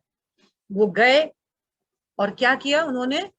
पृथ्वी को अपने जो उनके जो दांत होते हैं, टस्क इंग्लिश में जो बोलते हैं, उन पर उनको धारण किया और ऐसे समुद्र से, नदियों से, उस पाताल लोक से बाहर आते आते आते उस पृथ्वी को ऐसे धारण किया अपने टस्क पे, मानो कोई हाथी छोटा सा कमल का फूल ग्रहण कर रहा हो। ठीक है, ऐसे लाया और पृथ्वी को उनका ओरिजिनल प्लेस में प्लेसमेंट किया। और उसके बाद उसको उनको रोकने के लिए क्या था, जब वो प्लेसमेंट कर रहे थे, उनको रोकने के लिए वहां पर हिरण्यक्ष नाम का एक राक्षस असुर वो आया और भगवान ने उसके साथ जबरदस्त फाइटिंग की। जबरदस्त फाइटिंग कई दिनों तक, कई वर्षों तक चली। और भगवान ने उस हिरण्यक्ष जो असुर, हिरण्यक्ष का नाम क्या होता है? नाम का अर्थ क्या होता है? हिरण मतलब होता है सोना, अक्ष मतलब आंख। जिसकी आंखें सिर्फ सोना, सोना मतलब जिसकी आंखें सिर्फ लोभी रहती है, धन दौलत, स्त्रियां, सोना, मौज मस्ती के लिए जिसकी आंखें खाली दौड़ती रहती है, उसको हिरण्यक्ष कहा जाता है। भगवान ने उस हिरण्यक्ष को मार गिराया और पृथ्वी देव को पुनः स्थापित कर दिया। तो ये आपको मालूम है, जब भगवान जब गर्जना किए थे ना, कौन? ये जो सुकर रूप में भगवान जब आए थे, गर्जना किए थे। बहुत इंटरेस्टिंग है, छोटा छोटा चीज हम लोगों को भागवतम से सीखने को मिलता है। जब भगवान ने गर्जना की तो भगवान ऐसे बहुत जोर से अपने आप को ऐसे झड़झड़ाए, और भगवान के शरीर का जो लूम्स होता है, हेयर्स होता है, वो पृथ्वी पर गिरे, पृथ्वी पे गिरे और वहां से घास उत्पन्न हुए। कौन से घास? कुसाग्रा, कुसा घास। ये कुसा घास हम लोग कब इस्तेमाल करते हैं? कब? जब ग्रहण होता है ना, तब हम लोग, ऐसा शास्त्रों का मानना है कि कुशाग्रास किसी भी वस्तु में देते हैं, उस पर ग्रहण का असर नहीं होता है। ये कुशाग्रास को इतना पावर कैसे मिला कि ग्रहण का प्रकोप को उस वस्तु से दूर भगा के रखता है? मतलब कुशाग्रास जिसमें रहता है उसमें अशुद्धियां नहीं होती है। कैसे पावर मिला? ये कुशाग्रास इसलिए पावरफुल है क्योंकि ये भगवान के हेयर्स हैं। देखिए, भगवान के एक हेयर में शुद्ध रखने का इतना पावर है, तो साक्षात भगवान में कितना पावर हो सकता है, अनुमान भी नहीं लगा सकते हम लोग। कहा जाता है ओम अपवित्र पवित्रो वा सर्व अवस्था गतो अपि वा जत स्मरेत पुंडरीकाक्षात् स अंतर बाहिर सूचि। मैं चाहे पवित्र हूं चाहे मैं अपवित्र हूं, लेकिन मात्र भगवान का स्मरण करते ही मैं क्या हो जाता हूं? स अंतरे बाहिर शुचि। मैं बाहर से भी और अंदर से भी, शुचि मीन्स पवित्र हो जाता हूं। कैसे? जस्ट बाय रिमेम्बरिंग, भगवान का स्मरण करने मात्र से। उस कुशाग्रास का पावर ग्रहण का इफेक्ट नहीं होता है। तो कितना पावरफुल है भगवान हरि का एक जस्ट हेयरलूम्स। और यदि हम उन भगवान के चरण कमलों की अगर शरण में रहे, तो भला पृथ्वी का कोई भी अवशगुन, कोई भी संकट हमको सता पाएगा? बिल्कुल नहीं। क्या तो ग्रहण, क्या नवग्रह, क्या देवी देवताओं का प्रकोप, क्या अन्य जीवों का प्रकोप। कमी इतनी है कि हम जानते नहीं, हम करते नहीं, है ना।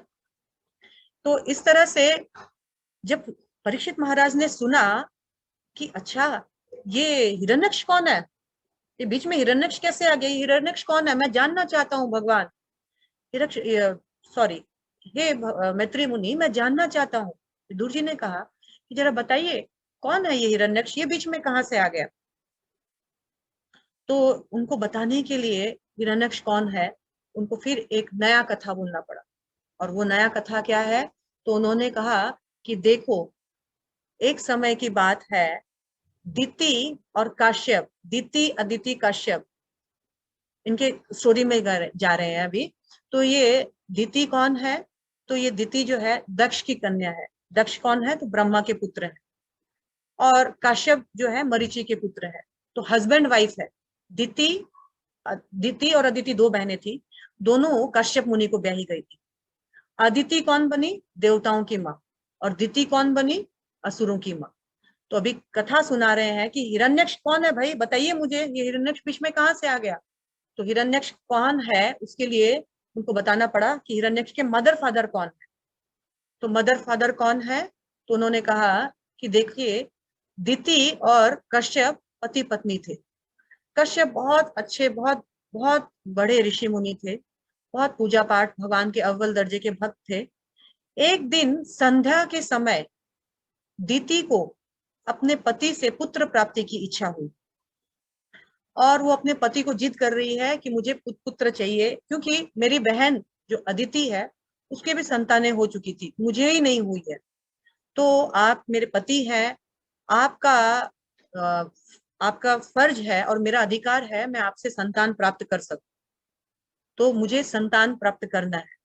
तो कश्यप मुनि ने कहा कि रुक जाओ, अभी ये समय सही नहीं है। ये जो संध्या बेला है, हर समय मिलन का एक अच्छा समय होना चाहिए, क्योंकि उस पर भी डिपेंड करता है कि कैसा बच्चा होता है। तो अभी ये समय जो है अच्छा नहीं है। इस समय क्या होता है, भगवान शिव जो है अपने नंदी पर, नंदी की पीठ पर सवार होकर के अपने जो भूत पिशाच, जो उनके जो गण आदि है, उनके साथ विचलन करते हैं। विचलन मतलब उनके साथ घूमते फिरते हैं। तो इस समय, एक मिनट थोड़ा सा कर देना, उनके साथ विचलन करते हैं। तो ये समय सही नहीं है। और जब शिव जी किसी को देखते हैं इस तरह से आपस में मिलते हुए, तो शिव जी क्रोध हो जाते हैं, क्रोधित हो जाते हैं कि उचित समय में नहीं हुआ। तो उसके जो संतान होती है वो फिर वैसी भूत पिशाच जैसा ही, असुर जैसा बुद्धि वाला ही होता है। तो ये समय ठीक नहीं है दीति, तुम कुछ समय रुको, उसके बाद मैं तुम्हारा ये संतुष्टि करूंगा। लेकिन दीति तो माने ही ना, और कश्यप मुनि को अपना पूजा पाठ सब कुछ बीच में छोड़कर दीति को संतुष्ट करना पड़ा। और बाद में दीति को बहुत अफसोस हुआ कि मैंने अपने पति की बात नहीं मानी। और दीति ने अपने पति को कहा कि ये बहुत बड़ा गलती हो गया, लेकिन आप बहुत अच्छे भक्त हैं, कृपया शिव जी से प्रार्थना कीजिए कि मेरे गर्भ को नष्ट ना करे, और कृपया मेरे इस गर्भ की आप रक्षा कीजिए। मुझे पुत्र की इच्छा है, लेकिन मेरे से गलती एक हो गई है। तो कश्यप ने कहा ठीक है, कोई बात नहीं है, गलती तो हुई है, और इस गलती के कारण तुम्हारे गर्भ से असुर उत्पन्न होंगे, अच्छे संतान उत्पन्न नहीं होगी, असुर उत्पन्न होंगे जो सबको सताएंगे, तंग करेंगे। तो ये रोने विलाप करने लग गई, कभी भगवान से प्रार्थना करती है, कभी शिव जी से प्रार्थना करती है, कभी अपने पति कश्यप से प्रार्थना करती है। तो कश्यप मुनि ने कहा कि क्योंकि तुमको रिपेंटेंस हो रहा है, पश्चाताप हो रहा है, तो इसके कारण भगवान अवश्य प्रसन्न होंगे। और मैं तुमको बताता हूं कि तुम्हारे वंश में प्रहलाद जैसा भक्त भी आएगा, यानी असुरों के वंश में प्रहलाद जैसा भक्त भी आएगा, जो कि तुम्हारे वंश का भी नाम वृद्धि करेगा। इसलिए तुम डरो मत, और तुम्हारे जो भी संतान है वो भगवान के द्वारा उनका वध होगा और उनका मुक्ति हो जाएगा। इसलिए तुम डरो मत, तुम्हारे लिए भी भगवान मंगल करेंगे। भगवान सबका मंगल करते हैं, तुम्हारा भी मंगल होगा। लेकिन दिति जब सुनी कि मेरे गर्भ से असुर उत्पन्न होंगे जो इस सृष्टि को उपद्रव करेंगे, वो उस बच्चे को 100 वर्ष तक अपने गर्भ में धारण की, निकालना नहीं चाहती थी।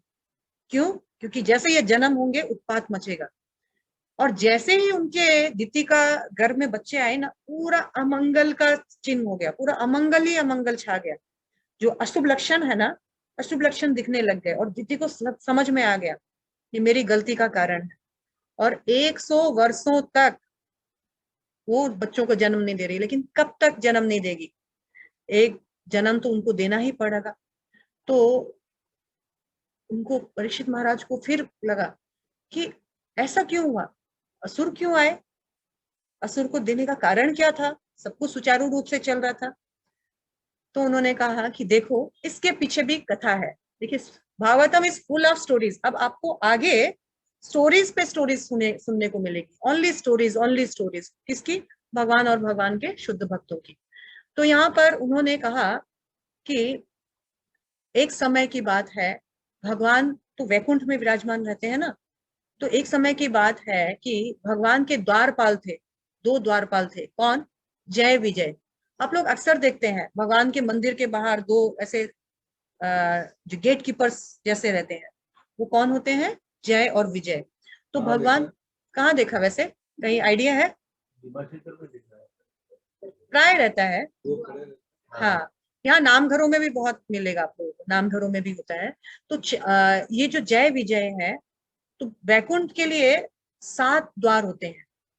तो 6 द्वार जो है वो, उसमें कोई कोई और खड़े रहते हैं। 7वें द्वार जो फाइनल द्वार होता है, वो जय और विजय के अंडर में रहता है। तो एक बार चतुष कुमार, कौन है चतुष कुमार, याद आया?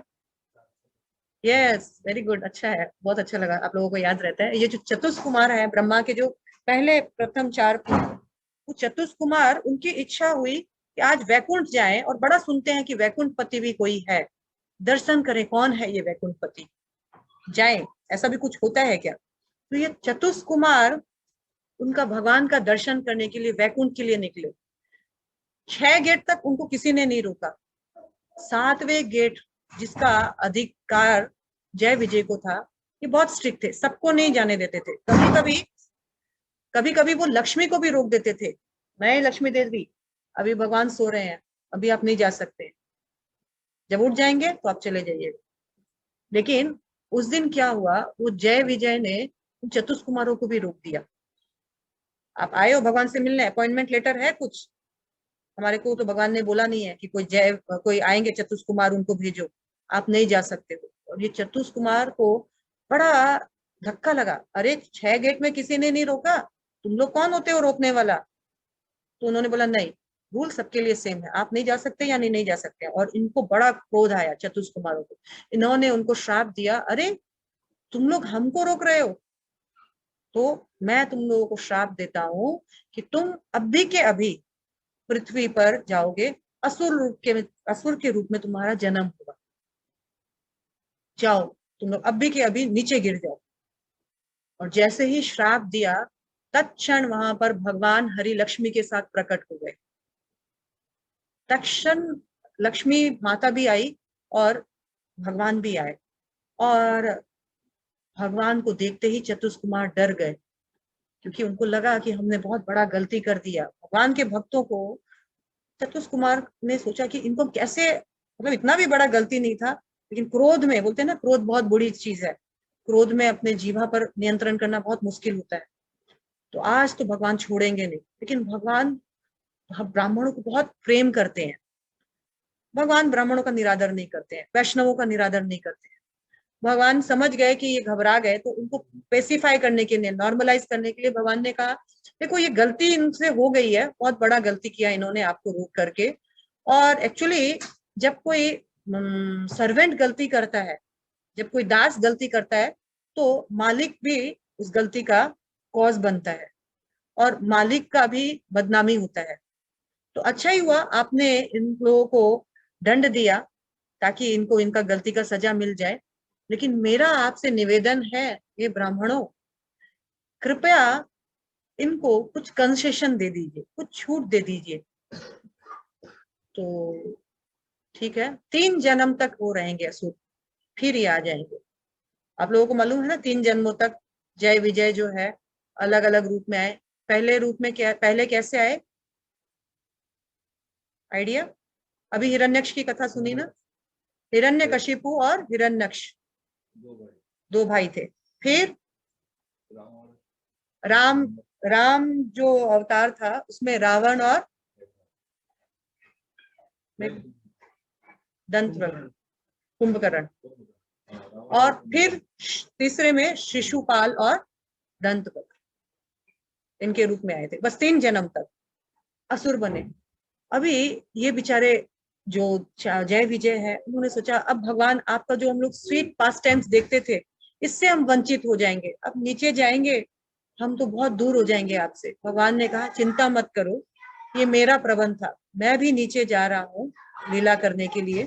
परंतु क्या होता है ना, मुझे कभी कभी युद्ध करने का इच्छा होता है और मुझसे कोई युद्ध नहीं करना चाहता है, तो इसीलिए मेरा इच्छा था कि तुम दोनों ही जाओ, असुर रूप में जाना, मैं तुमसे फाइटिंग करूंगा और जो फाइटिंग का जो रस है वो भी मैं तुम लोगों के द्वारा ले पाऊंगा। तो भगवान का इच्छा है, अच्छा तो ठीक है। हंसे हंसते हंसते वो भी चले गए और जा करके वहां पर इस तरह से ये दिति के गर्भ में कौन है अभी, कौन से असुर, हिरण्यक्ष और हिरण्यकशिपु दोनों। जय विजय ही है जो हिरण्यक्ष और हिरण्यकशिपु का है। हिरण्यक्ष का तो वध भगवान ने कर दिया, अभी बचा कौन, हिरण्यकशिपु। तो इस तरह से भगवान उन्होंने कथा सुनाई कि देखो दिति जो है इनके गर्भ में, देवता भी बहुत डर गए थे कि ये क्या हो रहा है, ये सब जगह अमंगल अमंगल दिख रहा है। तो ब्रह्मा जी ने देवताओं को भी बोला कि ये भगवान का अरेंजमेंट है, यहाँ हिरण्यक्ष और हिरण्यकशिपु आए हैं, तुम लोग डरो मत, ये वराह रूप में भगवान आए हैं, हिरण्यक्ष का वध हुआ है, आगे भी तुम्हारा कल्याण ही होगा, तुम लोग चिंता मत करो। और इस तरह से हिरण्यक्ष की कथा जब उन्होंने सुनाई भगवान, तो उनका परीक्षित महाराज का फिर एक जिज्ञासा आया, अच्छा हिरण्यक्ष का तो हो गया, ये मनु और शत्रुपा का बीच में रह गया ना, मनु और शत्रुपा का आगे बताइए कि मनु और शत्रुपा को पृथ्वी मिल गई, इन्होंने आगे कैसे प्रोजनी की, कैसे इन्होंने जनसंख्या वंश को बढ़ाया, तो थोड़ा उनके बच्चों के बारे में भी बताइए, क्या इन लोगों ने पॉपुलेशन में कैसे मदद की, कैसे जनसंख्या जैसे कैसे वंश को आगे बढ़ाया। तो उन्होंने कहा कि हाँ अवश्य ये कथा जो है ये सुनना बहुत जरूरी है, लेकिन सबसे पहले मैं आपको किसका कथा सुनाऊंगा, इनके तो 5 बच्चे हुए थे ना, मनु और शत्रुपा के 2 पुत्र और 3 पुत्रियां।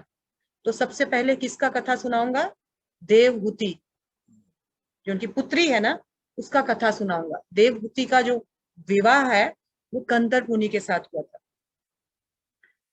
कंदर्प मुनि के साथ उनका विवाह हुआ। और इस कथा को उन्होंने सुनाया कि कंदर्प मुनि जो है ब्रह्मा के पुत्र थे, तो ब्रह्मा ने कंदर्प मुनि को ऑर्डर दिया कि तुम तपस्या करो, जाओ और तुम तपस्या करो सरस्वती नदी के तट पर, और भगवान तुम्हारी तपस्या से प्रसन्न होंगे, भगवान के आदेश अनुसार आगे तुम सृष्टि करना, करना तो तुमको सृष्टि है, पर भगवान को प्रसन्न करके भगवान के आदेश अनुसार सृष्टि करो, और जाओ तुम सरस्वती नदी के तट पर जाकर के तपस्या में लग जाओ। और वहां पर उन्होंने 10,000 वर्षों तक तपस्या की। किसने, कंदर्प मुनि ने 10,000 साल तक तपस्या की।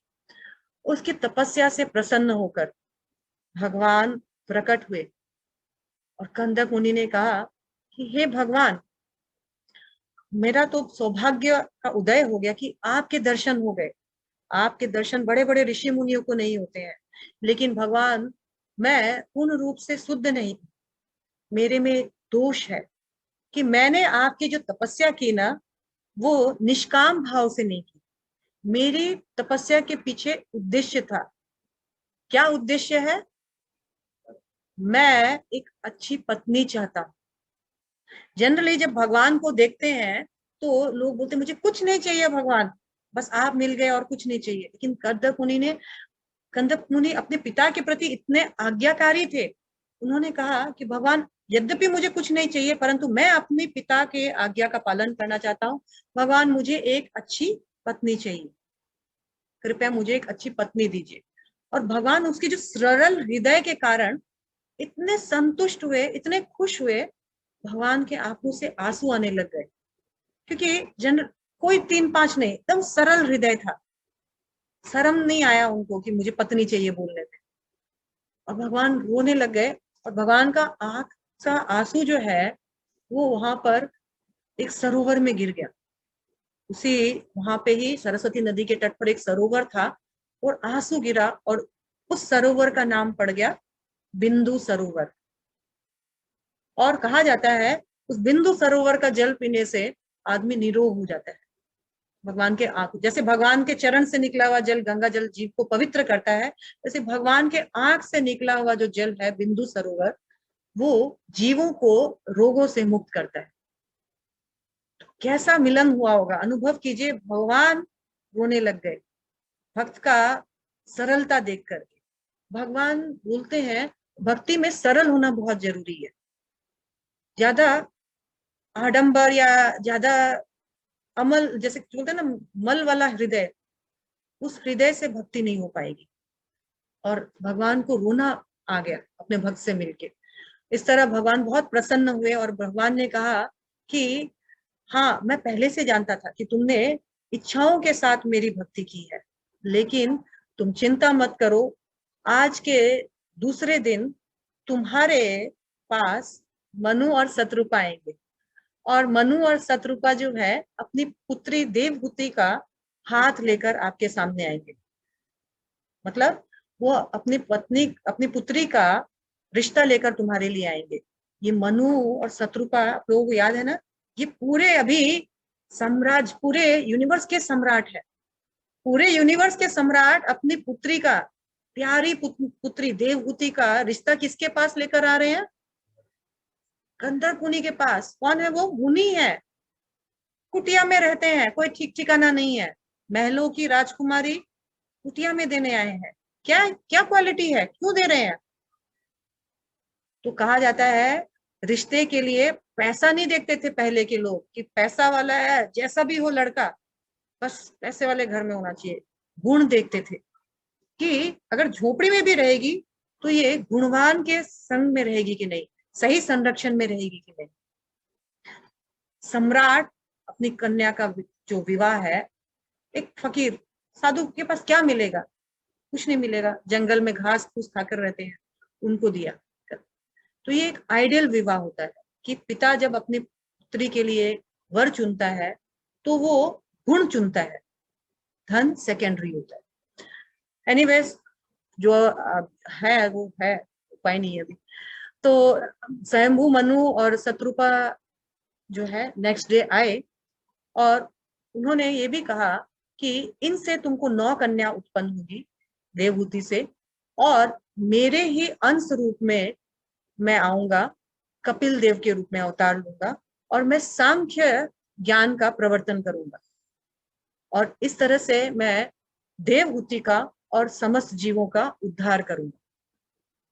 तो इन्होंने बड़े प्रसन्न होकर भगवान उनसे वहां गए, और इन्होंने भगवान को प्रणाम किया, और देखा कि भगवान गरुड़ में सवार होकर जा रहे हैं, और गरुड़ का जो पंख है उसमें से सामवेद, ऋग्वेद, यजुर्वेद का मंत्र उच्चारण हो रहा है।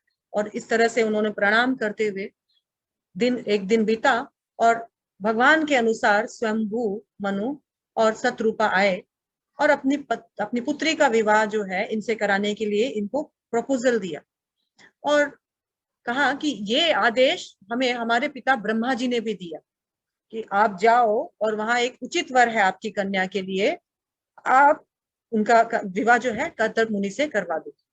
गंधर्व मुनि से जब विवाह करवाने के लिए उन्होंने प्रस्ताव दिया, तो उन्होंने कहा, गंधर्व मुनि ने कहा कि हाँ ठीक है, मैं आपकी पुत्री जो है ये इतनी सुशील है, और भगवान ने भी कहा है मैं अवश्य इसका हाथ जो है ग्रहण करूंगा, पाणी ग्रह करूंगा इसके साथ, लेकिन मेरी एक शर्त है।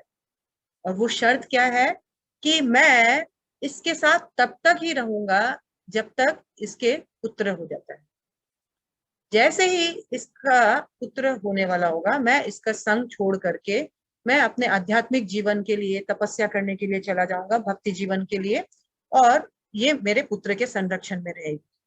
तो देवहूति को और उनके माता पिता को कोई आपत्ति नहीं था, और उन्होंने कहा कि ठीक है, कोई बात नहीं है। अपनी पुत्री का सुयोग्य वर के साथ विवाह करके वो दोनों माता पिता अपने लोग को चले गए, अपने घर को चले गए। उनका घर कहाँ है पता है? उनका घर है, कहा जाता है कि उनका घर है ब्रह्मव्रत नाम के राज्य में, और जहाँ एक बहुत सुंदर बृहस्पति बोलकर एक नगर है। और ये बृहस्पति नदी का नगर का विशेषता क्या है? ये वो जगह है जहाँ, जो हमने अभी देखा ना सुकर रूप में, जहाँ भगवान ने अपने रोम छिद्र झड़काए थे और जहां से कुशाग्रास उत्पन्न हुआ था, ये वह स्थान है। कुशाग्रास से भर्ती और इतना ऑस्पिशियस जगह में ये रहते थे, मनु और शत्रुपा। और इस तरह से इन लोग वापस चले गए और देवहूति अपने पति, कौन है उनके पति? कर्दम मुनि। कर्दम मुनि की खूब मन से सेवा करने लगे। राजकुमारी, महलों की राजकुमारी, यहाँ पर कोई हेल्पिंग हैंड नहीं, लेकिन अपने पति के लिए सब कुछ करती।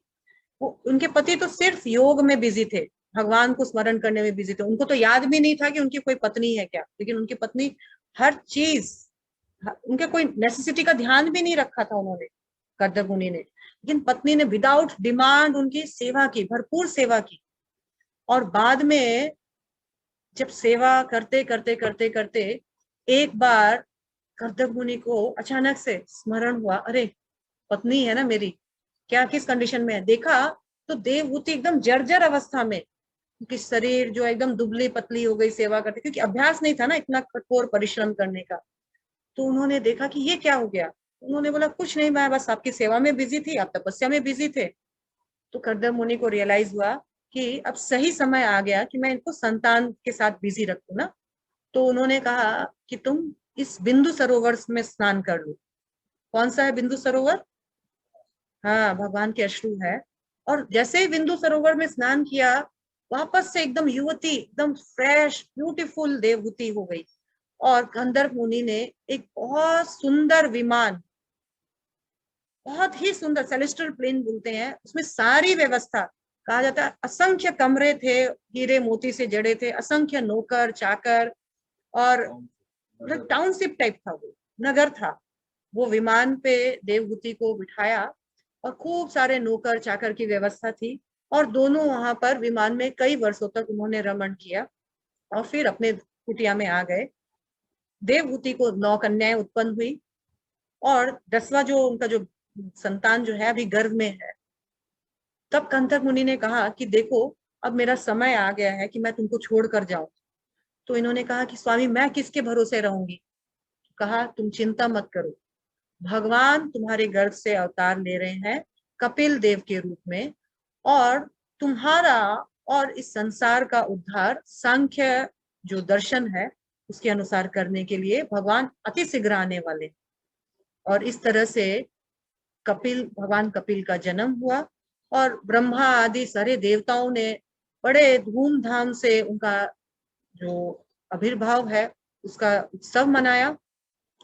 और धीरे धीरे कपिल मुनि जो है बड़े होने लग गए, और कपिल मुनि ने अपनी माता को बहुत सारा ज्ञान दिया, जो ज्ञान, उस ज्ञान से उनका आत्म कल्याण हो सके, उस ज्ञान से सारे सृष्टि का कल्याण हो सके। उन्होंने ये जो संसार है 24 तत्वों के मेल से, एक्चुअली सांख्य मतलब क्या होता है? संख्या पूर्वक या विस्तार पूर्वक संसार के बारे में बताना। क्योंकि उनकी मदर तो फीमेल थी, एक स्त्री थी, तो उनको बहुत हाई बातें समझ में नहीं भी आ सकती है।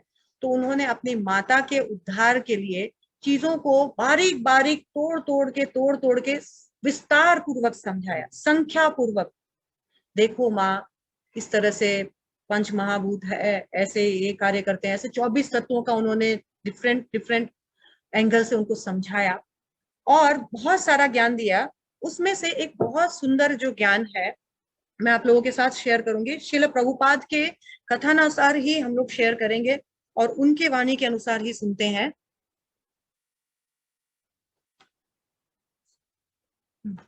तो हम लोग देखते हैं कि किस तरह से उन्होंने क्या क्या बताया। एक सेकेंड मैं खोलती हूँ।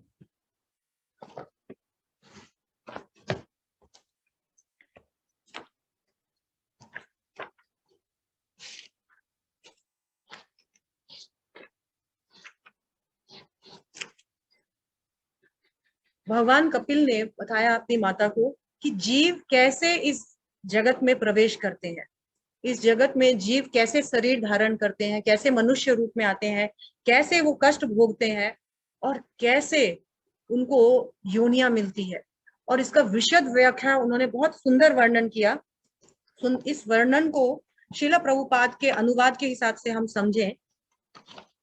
आप लोग के पास भी अगर है तो भागवतम का तृतीय स्कंद का दूसरा पार्ट का आप चैप्टर नंबर 31 निकाल सकते हैं। 31 का श्लोका नंबर 1-2 से हम पढ़ेंगे थोड़ा सा।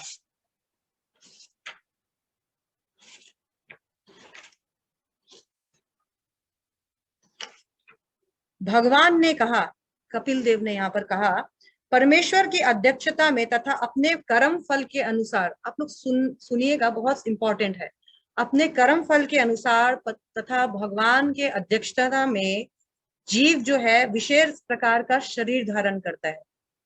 पिता अपने वीर्य से माता के गर्भ में उस आत्मा को प्रवेश करता है।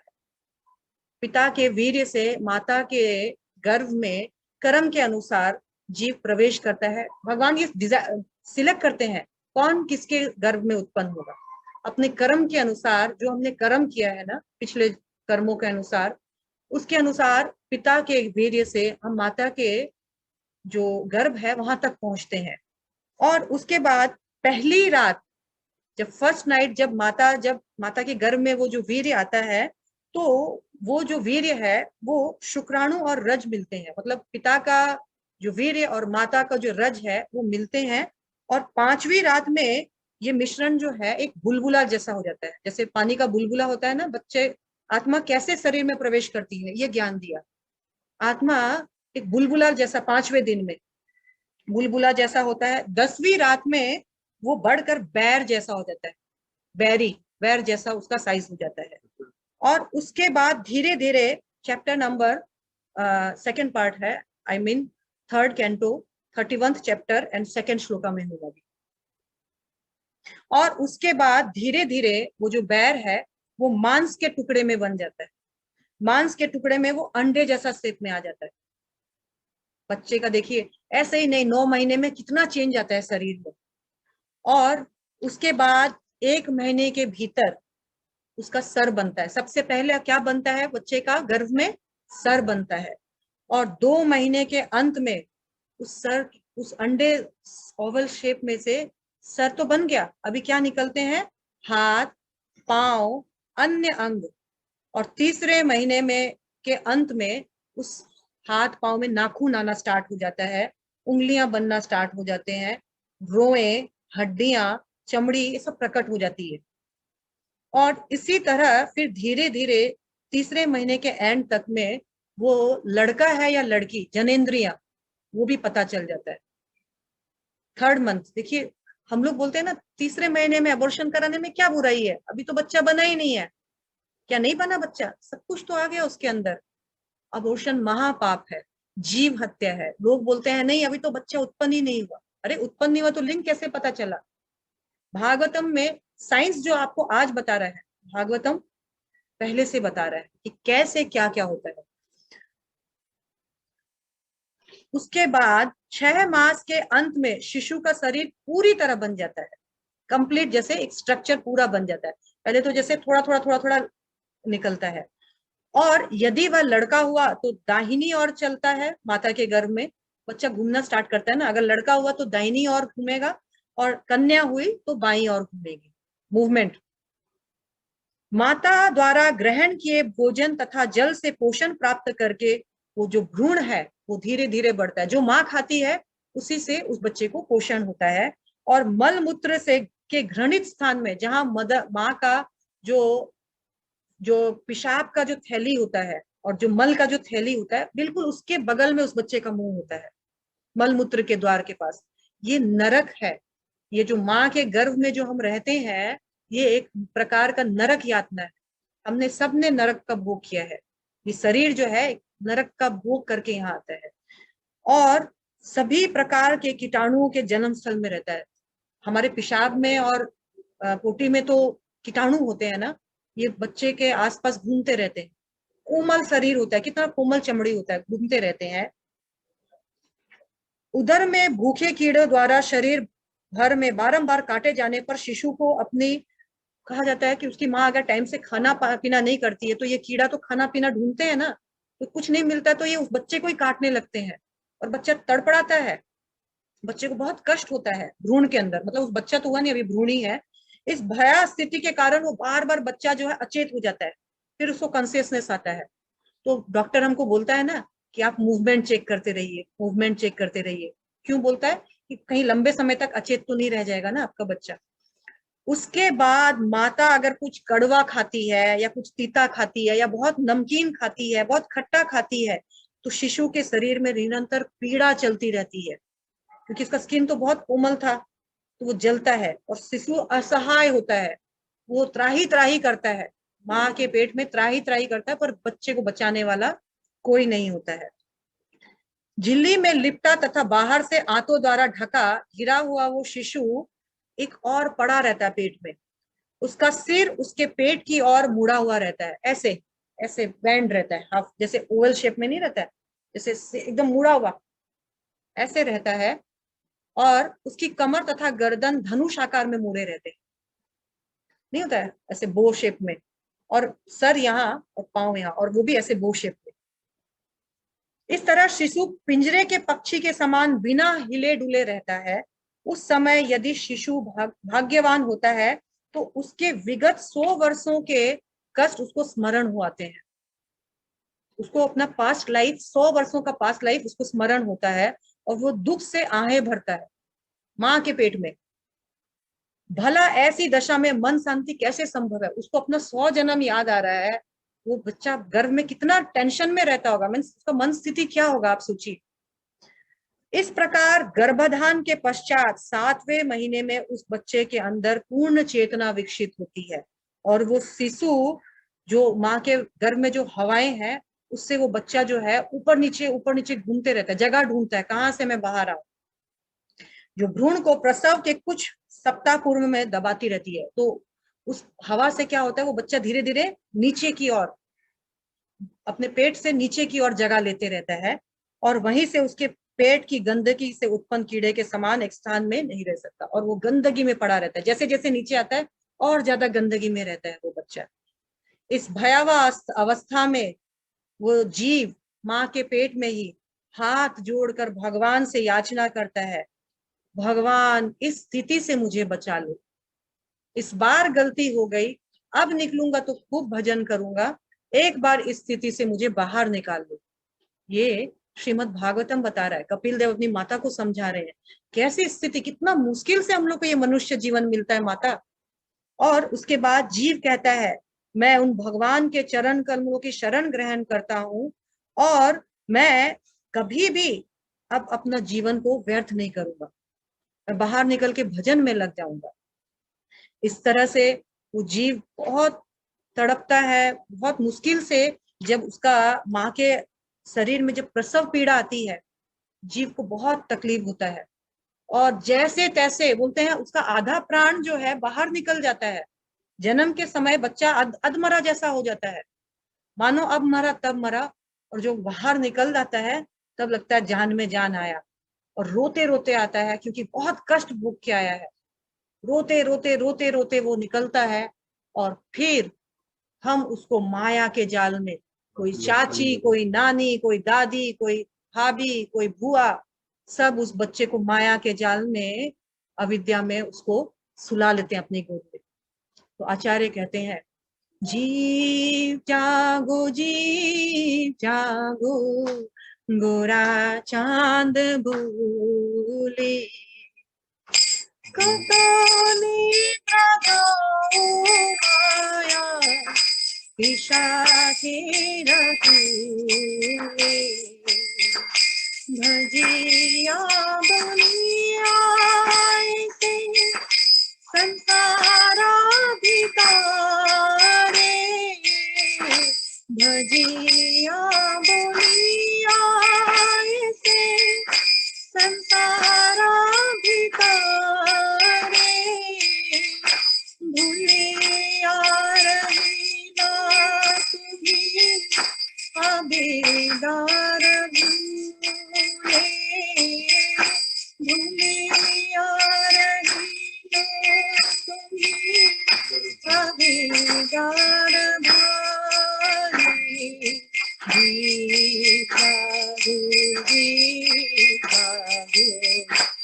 गोरा चांद बोले। भगवान बोल रहे हैं कि जीव जाग जाओ, जीव जाओ, जाग जाओ, तुम अविद्या से जाग जाओ, उठ जाओ। कितने योनियों में तुम इस माया रूपी पिशाचनी के गोद में सोए हो, तुमको समझ में नहीं आ रहा कि तुम कौन हो। नाना योनियों में भटक रहे हो, हर बार ऐसी स्थिति हो रही है। अच्छा, ये ऐसा मत समझिए कि मनुष्य के, हम माँ के गर्भ में, मतलब मानव माँ के गर्भ में जन्म होते हैं तो ही ऐसा है। अगर हमारे कर्मों से हम लोग और भी दूसरी योनियों के माँ, समझ ले कुत्ते की ही, बिल्ले की, कुतिया की या बिलिया की या सुअरने की या गधे की, हमारी योनिया के अनुसार अगर हम किसी भी फीमेल बॉडी और दूसरी योनि फीमेल बॉडी में जाएंगे, ये कष्ट वहां सेम है। मनुष्य के ही बॉडी में जन्म लेंगे तो ऐसा कष्ट ऐसा नहीं है। तो वो बोल रहे हैं कितने सालों से तुम भटक रहे हो, अब तो जागो। तुम हर बार ऐसे बोलते हो कि मैं अब की बार भजूंगा, लेकिन तुम अविद्या में आकर फिर भूल जाते हो। तो उन्होंने कहा, भगवान ने बताया, मैं एक मेडिसिन बताता हूँ। तो एनी औषधि माया नाशिवार लागे, ये माया का नाश करने के लिए एक औषधि मैं लेकर आया हूँ। हरि नाम महामंत्र लई लो मंगिया। अरे जीव, मैं एक दवाई लाया हूं तुम्हारे लिए। तो क्या है? तुम हरे नाम महामंत्र, वो तुम मांग लो। हरि नाम महामंत्र लीला मंगिया। जीव जागे, जीव जागे, गोरा चांद बोले। कौन सा है वो हरि नाम महामंत्र? चैतन्य महाप्रभु ने हम जैसे बद्ध जीवों के लिए बिना योग्यता के हमको बहुत ऊपर की चीज दी, वो है हरे कृष्ण महामंत्र। तो हरे कृष्ण महामंत्र क्या है? गोलोकेरा प्रेम धन हरि नाम संकीर्तन। ये हरे कृष्ण महामंत्र ऐसा वैसा मन घड़ंत मंत्र नहीं है, ये गोलोक का प्रेम धन है। ये गोलोक में भगवान के जो पार्षद है वो गाते हैं, इस मंत्र को गाकर नाचते हैं, कूदते हैं। ये गोलोक का प्रेम धन है। गोलोकेरा प्रेम धन हरि नाम संकीर्तन। इसीलिए प्रभुपाद ने हम जीवों को भगवान चैतन्य महाप्रभु के परंपरा के अंतर्गत हम लोगों को कहा है, अरे जीव, गोलोक के प्राण धन जो है हरे कृष्ण महामंत्र, उसका उच्चारण करो। उसके उच्चारण मात्र से हमारे सारे भव रोग मिट जाएंगे, क्योंकि यही एकमात्र औषधि है। अभी हमने पढ़ा ना, सुना ना, ये एक औषधि है। तो हम सभी जीवों को क्या करना है? कथा तो आज 7 दिन के बाद खत्म हो जाएगी, फिर क्या करेंगे? इस कथा से यदि हाईएस्ट फायदा उठाना है, इस कथा से यदि हमारे जीवन में इस औषधि से, महादुख से निकलना है, तो हमको क्या करना पड़ेगा? इस औषधि को जीवन में रेगुलरली खाना पड़ेगा। जैसे किसी को यदि डायबिटीज होती है, प्रेशर का रोग होता है, तो रेगुलर दवाई खाते हैं ना निरोग रहने के लिए, तो हरे कृष्ण महामंत्र लेना होगा। क्या है हरे कृष्ण महामंत्र? हरे कृष्णा कृष्ण कृष्ण हरे हरे, हरे राम राम राम हरे हरे। हरे कृष्णा कृष्ण कृष्ण हरे हरे, हरे राम राम राम हरे हरे। हरे कृष्णा कृष्ण कृष्ण हरे हरे, हरे राम राम राम हरे हरे। इस कथा से, ऐसी कथाएं होती रहेंगी, कई बार हुई भी, होती भी रहेंगी, लेकिन फायदा तभी होगा जब इस कथा का मूल जीस्ट औषधि हम रेगुलर खाएं। वो औषधि क्या है? भव रोग तो लग गया, रोग से हम बच नहीं पाए, लेकिन रोग से हम अपने आप को बचा तो पा सकते हैं ना, इस रोग का जो प्रकोप है। तो इस रोग के प्रकोप से बचाने के लिए हरि नाम औषधि बहुत जरूरी है, सर्वशास्त्र कहते हैं। और रामायण में भी आपने सुना होगा, कलयुग केवल नाम आधारा, सुमिर सुमिर नर उतर ही पारा। क्योंकि अभी हम कलयुग में जी रहे हैं, तो केवल नाम ही आधार है हमको इस भव बंधन से छुड़ाने का। तो हरि नाम ही केवलम, कलो नास्तेव नास्तेव नास्तेव गति अन्यथा। इस कलियुग में यदि हमारा गति संभव है, यदि हमारा इस भव सागर से निकलना संभव है, तो केवल हरि नाम हरि नाम हरि नाम। समस्त शास्त्र पुकार पुकार के बोलते हैं। जो इंटेलिजेंट लोग हैं वो बिना बहस के इसको एक्सेप्ट करते हैं, जो मूर्ख है बहस में अपना जीवन खोते हैं और रोते रोते आए और अंत समय में भी रोते रोते जाते हैं। क्या रोते हैं? जब यमराज का दर्शन होता है तो वो रोते हैं, हरि हरि विफल जन्म गवाइनु, हरि हरि विफल जन्म गवाइनु, मनुष्य जन्म पाया राधा कृष्ण ना भजिया, मनुष्य जन्म पाया राधा कृष्ण ना भजिया, जानिया सुनिया विष खाइनु, जानिया सुनिया विष खाइनु, हरि हरि विफला जन्म गवाइनु। बहुत शर्म आएगी अंत समय में, जब सब कुछ छोड़ के जाना पड़ेगा, बहुत समय आए, बहुत ज्यादा शर्म आएगी। ओ हरि हरि, ओहो ओहो, हम लोग अलस बोलते हैं ना, अफसोस जो करते हैं, ओ हरि हरि मैंने विफल जन्म गंवा दिया। मनुष्य जीवन मिला था, सत्संग मिला, गीता भागवत मिला, प्रभुपाद के भक्त भी मिले, और मनुष्य जीवन मिलकर भी राधा कृष्ण का भजन नहीं किया। क्या किया? सिर्फ तर्क किया, बड़ी बड़ी बातें की, टाल मटोल किया, तुम कर लोगे तो तुम्हारे हाथ लगा लेंगे तो हमको भी मिल जाएगा, ये वो इतना आडंबर किया, पर जो करना था वो नहीं किया। हाय, मनुष्य जीवन तो मिला लेकिन व्यर्थ गंवा दिया। और मैंने जानबूझ के विष का प्याला खाया।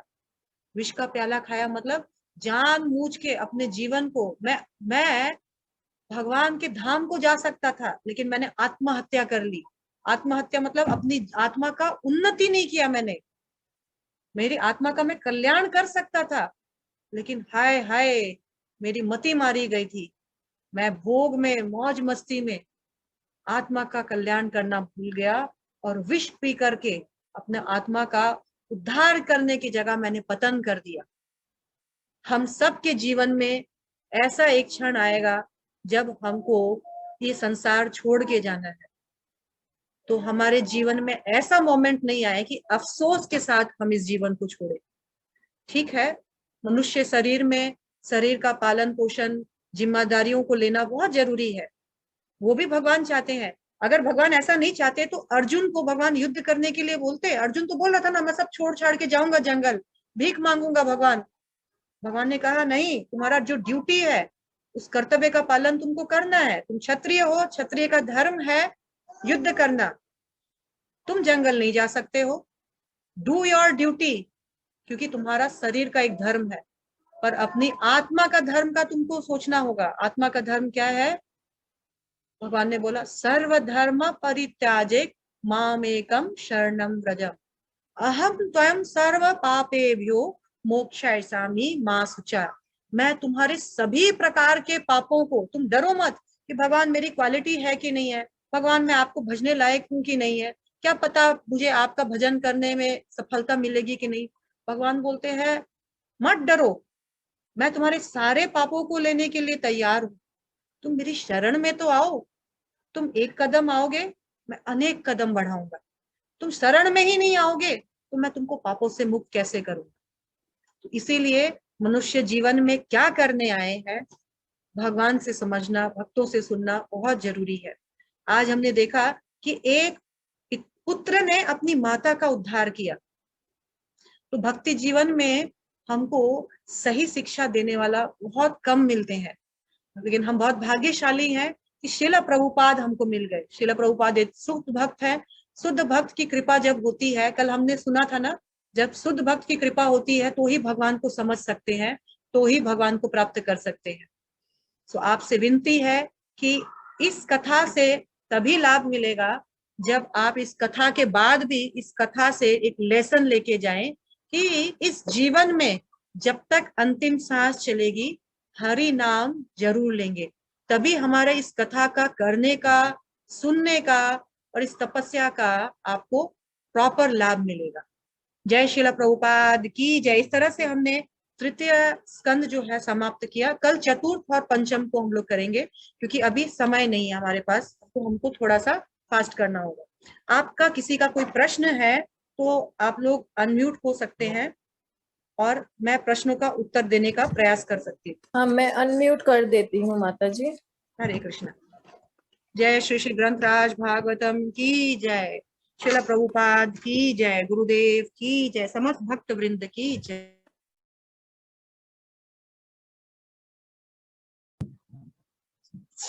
हरे कृष्ण माता जी।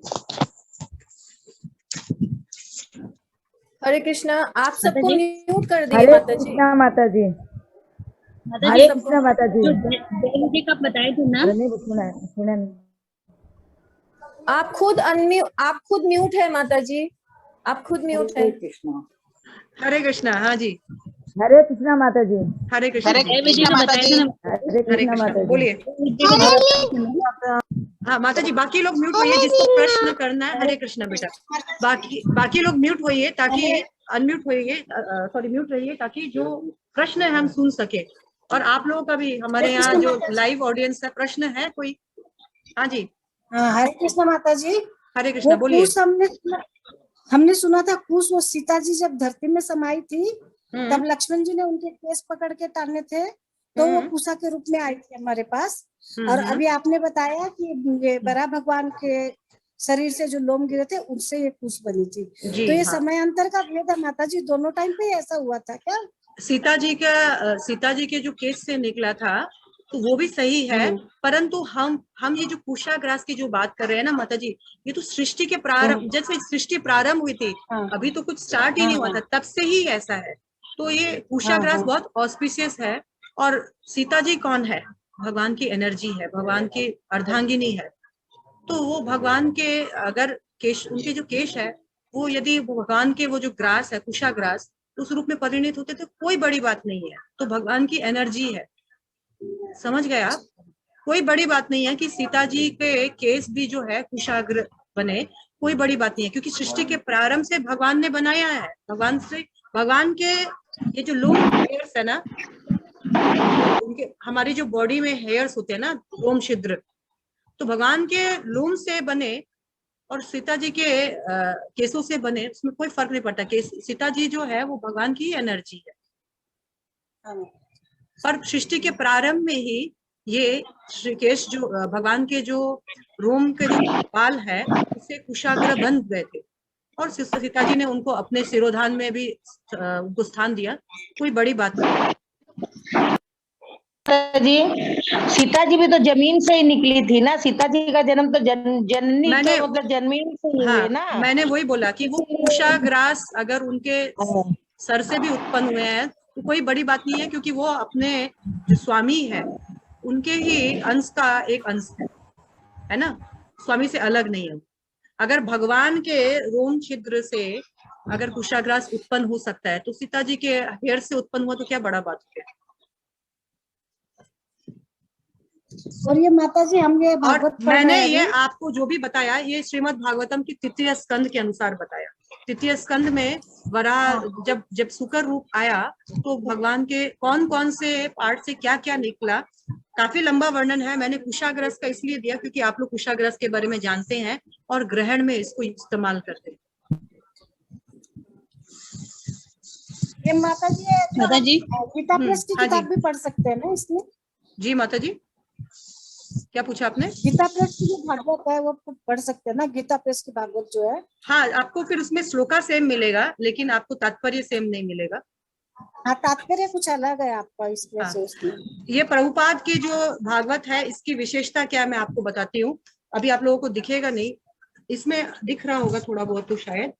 इसमें श्लोका रहता है हर श्लोका का संस्कृत में हिंदी में पहले एक एक शब्द का अर्थ रहता है, फिर अनुवाद रहता है, फिर तात्पर्य रहता है। इसमें क्या है, हम श्लोका को हिंदी में खुद ही ट्रांसलेट कर सकते हैं, लेकिन ये बाकी जो जितनी भी बाकी भागवतम आदि है, इतनी मेहनत किसी ने नहीं की है। प्रभुपाद ने 70 साल की आयु में इतना मेहनत किया, एक एक श्लोका का एक एक हिंदी में अर्थ प्रस्तुत किया, इंग्लिश में अर्थ प्रस्तुत किया, और फिर उसका अनुवाद, फिर तात्पर्य। तो इसीलिए प्रभुपाद की अगर कोई भागवतम पढ़ लेता है तो भागवतम को बिना संस्कृत पढ़े भी समझ सकता है, बिना संस्कृत में पंडित हुए बिना भी पंडित बन सकता है। इसीलिए हम लोग प्रिफर करेंगे, आप लोग प्रभुपाद की भागवतम भी अपने घरों पे जरूर रखिए। आपके नियरेस्ट इस्कॉन सेंटर में मिलेगा, ऑनलाइन भी अवेलेबल है, या फिर मुझे बोलिए, मेरा सौभाग्य होगा कि मैं आपके द्वार पर लेकर आऊं।